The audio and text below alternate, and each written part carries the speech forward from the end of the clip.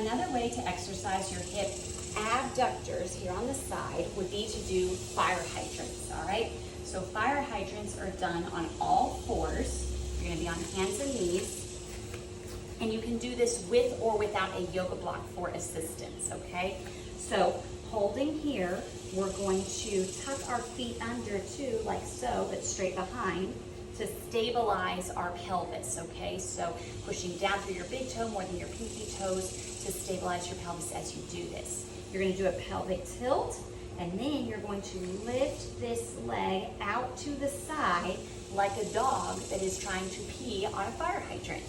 So the things that you are not gonna do as you do this, you are not going to let this hip drop out to the side as you do it. You have to maintain this leg straight up and down as you lift the other leg, all right? This makes it more of a core exercise and more of a hip stability exercise, okay? You're also gonna make sure that as you're doing this, you are not letting that leg come up and forward, all right? That would be cheating with your hip flexors, okay? So not letting it come up and forward, but keeping it maybe a little bit diagonally backwards as you lift, so you're feeling the burn right here on the outside of the hip, right here, okay? Lastly, you are not going to let your back arch as you do this to get the leg higher. You have to maintain that pelvic tilt as you do this, maintain the length in your back and keep it that way as you do your fire hydrant, okay?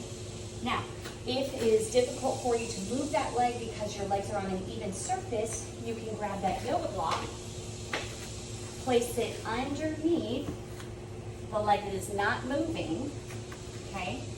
Dig that toe in, and you're going to lift this leg up, lifting your hip up as well so that it's not dropped out to the side, but instead stacked perfectly on top of your other leg.